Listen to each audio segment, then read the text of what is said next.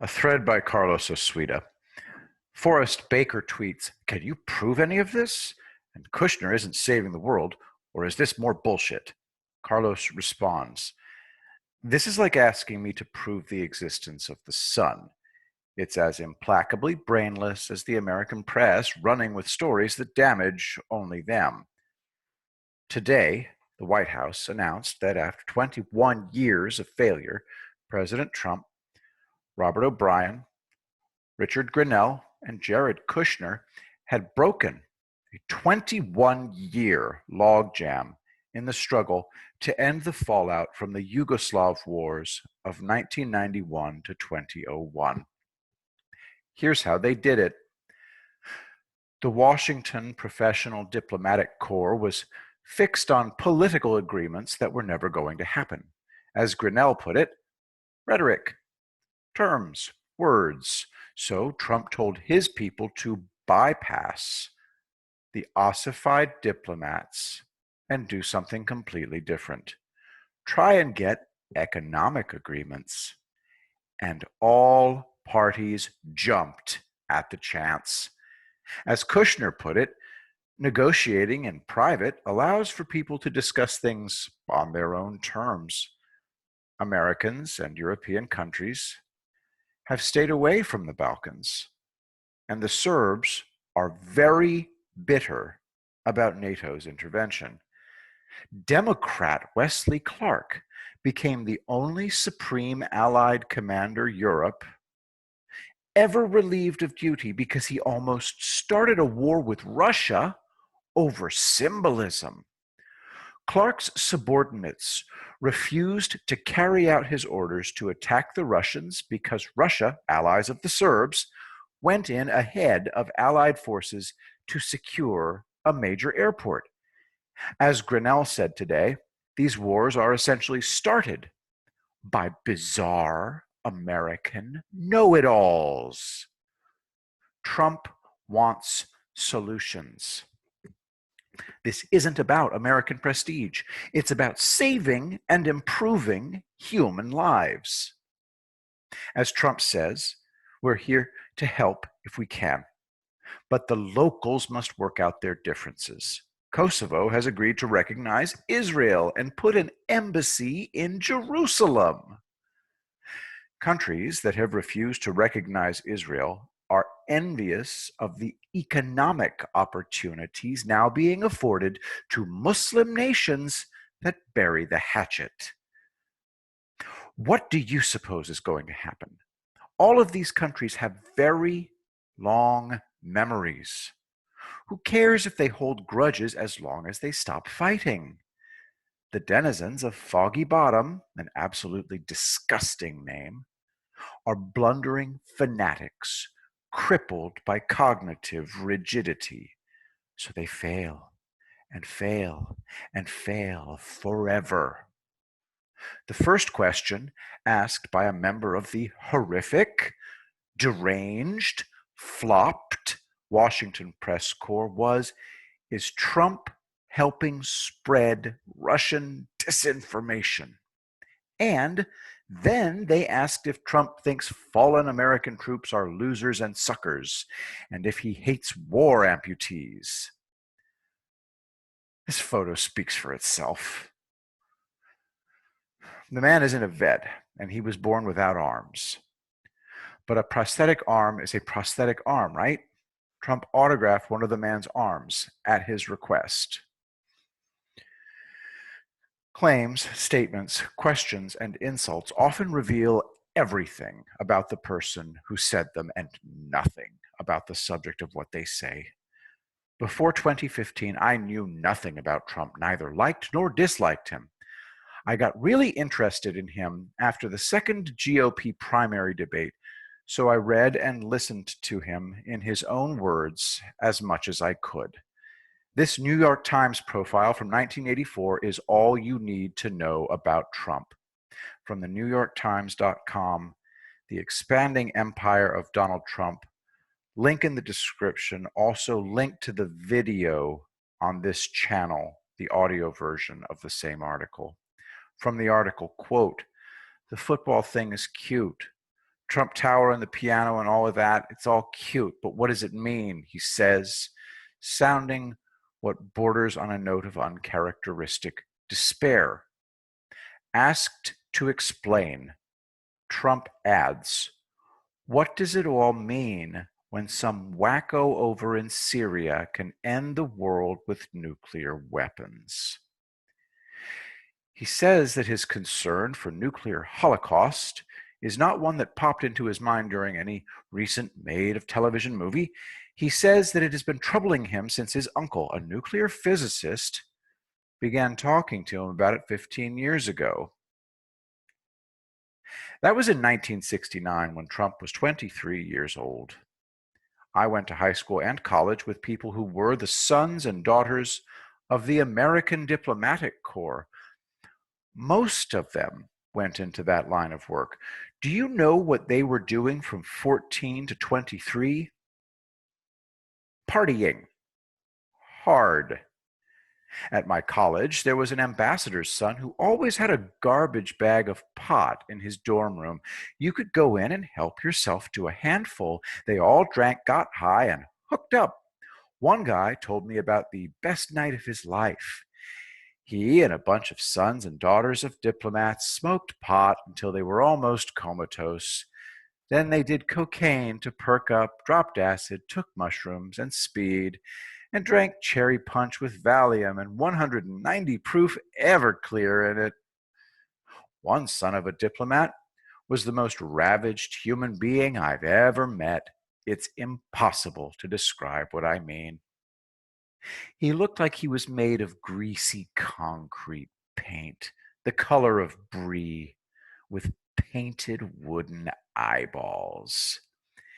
He said his motto was, "Does it burn? If it burns, I can get high on it." He'd smoked styrofoam, raw cotton, rubber, and Marmite yeast extract, among thousands of other materials. Here's what Trump was thinking when he was 23.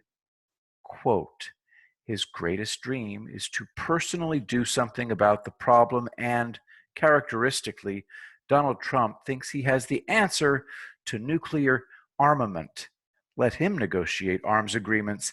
He who can talk people into settling $100 million properties to him for $13 million. Negotiations is an art, he says, and I have a gift for it. Today's diplomats were thinking about drugs, booze, booty calls, while Trump was thinking about how to save the world. When I was 23, I was thinking about how to live for another day. I found the answer at 50. Complete solitude. It's because I'm wrecked, ruined, not fit to be out in the world, but I'm happy. Life is good. Anyone who thinks Trump is bothered by amputees is insane or simply not able to engage in critical thinking. The notion that Trump is a spoiled, pampered, fragile rich boy is beyond superficial. He has what it takes to end wars. Utter ruthlessness. The ability to be at peace with the reality of this meat grinder we call life.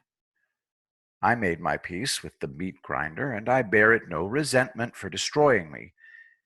It's what meat grinders do. There was nothing personal about it. Trump is without question the most radical revolutionary in human history. Antifa are children in comparison. Name them all: Lenin, Robespierre, Che, miserable pudknockers, pikers. Trump, Pence, Kushner, and Grinnell are men of shocking radicalism, and we are damn lucky to have them. Vote in person, and we win on election night.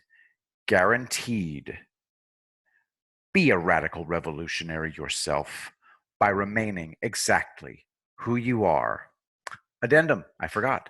A diplomat's son borrowed my car in college and rolled it, did $1,000 worth of damage in $1982 that he refused to pay. That's $2,700 in today's dollars. I finally called the father, and here's what he said. Yes, my son told me about this. Did you and he sign a written agreement before he borrowed your car that he'd reimburse you for damages? I was stunned. No, I said. Then I can't help you. I'm sorry. He wasn't sorry. I could hear the smile in his voice. I reluctantly told my father, and he was enraged. He said, I'll call you back. Stay by the phone. 15 minutes later, my father called me back.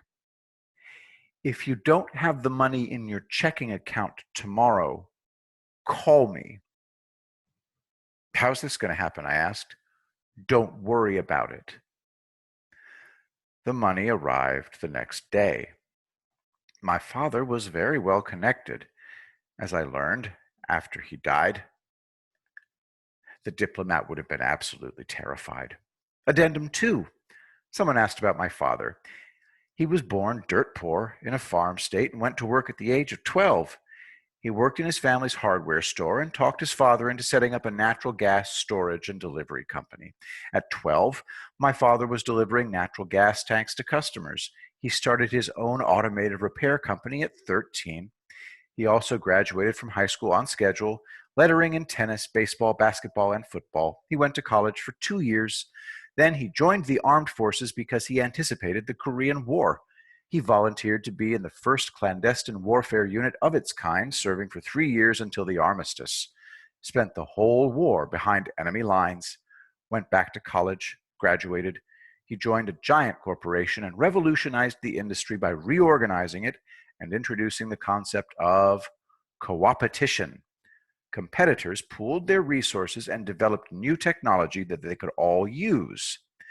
My father created multiple technologies still in use after 40 years. What I mean is the original examples are still in use. He was a mechanical engineer and metallurgist, so he was able to create technology with unlimited fatigue life. The Douglas DC-3 and the Boeing B-52 Stratofortress have unlimited fatigue lives due to their designs, so both aircraft can be in service indefinitely. The B-52 will have a 100-year service life, maybe longer. Here's what aircraft looked like 100 years ago from today. My father spent his career being loaned out to other companies within the industry. After he died, I researched him. He never told us a word about his background other than where he was from. People called after he died and they filled me in on the non-clandestine stuff, but due to his military and industrial work, he made contacts in the highest levels of government and federal law enforcement. Everything depends on who you know. And he got in on the ground floor of everything. Everything took off in the 1940s and 1950s. People absolutely misunderstand Eisenhower's warning about the military-industrial complex. Eisenhower was old school, so he himself didn't understand what was really happening. You have nothing to worry about from the military-industrial complex. It's the people who control them that you have to worry about. Those people were politicians, but now politicians are controlled by donors. And the donors controlling the Democrats are the backers of Antifa and Black Lives Matter. And the people backing Antifa and Black Lives Matter are, as Trump told us, very rich and very stupid. These people have allied themselves with terrorists who have no real ideology. If the Democrats win, the political violence becomes normal. As recently as 2014, politics in the Middle East was inextricably linked with violence. That all changed in October of 2015 when the Gulf Arabs unleashed their strategic commandos. They fought terrorists mercilessly to win. The Middle East will be fine. If Trump loses, Antifa and Black Lives Matter become our politicians. There will not be a coup. Don't kid yourself. Obama did what Erdogan did and replaced all military leaders with lackeys. and the Democrats almost destroyed the armed forces. Antifa and BLM will govern by fiat the way Obama did. He proved that a lawless president will not be stopped. Our new masters will outlaw personal wealth except for themselves and make sure the rest of us live crammed together in cities riding bicycles. The country becomes New York City. No law, no cops, no services, no jobs, no medical care. Any attempt at an uprising will be stopped by death squads. They'll use random killings to keep us in line. This will happen if Trump loses. It'll be the law of the jungle, and everyone of influence will scramble to get on board, every man, woman, and child for themselves. Check this out, an Israeli movie that says there are no bad guys or good guys in the conflict with Iran, link in the thread.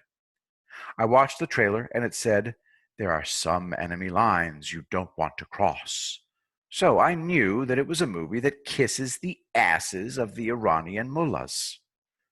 This is the pathology that will allow the fall of the United States. We'll deserve to be destroyed, but it won't happen. Learning about my father opened my eyes in a way that I totally did not expect. I was absolutely unprepared for what I found. It's true. The price of freedom is eternal vigilance. The reason that the future of our country now depends on one election is that we let this cancer grow for 60 years.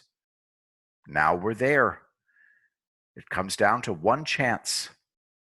We will win if we all vote in person. Trump has over 130 electoral votes to spare. All he needs are 270. We can end this all on election night. But we let this happen because we're passive, complacent, and always looking in the wrong directions. Be grateful that you have no idea what's really happening. I can take it because I have nothing to lose. I'm dedicated to knowing the truth, no matter how horrible that truth is. I'm sure Trump knows the truth. Does he seem rattled? Every conspiracy theory you believe is just amusing, to be blunt. Jesse Ventura, Oliver Stone, George Webb, quaint hoaxsters. The truth would make most of you lose your minds. But the good news is that Trump will win, and he'll make the country no longer vulnerable to crazy donors who buy politicians and then get co-opted by terrorists. My father knew the truth, and he wasn't rattled. He was in the middle of it his entire adult life. He was a man of action with total contempt for posers and ineffectual blusterers who made empty threats. He had no brakes at all. He knew that the world was a meat grinder. The difference between my father and Trump was that my father loved every second of it. I prefer Trump's approach. Who must do the hard things? Those who can.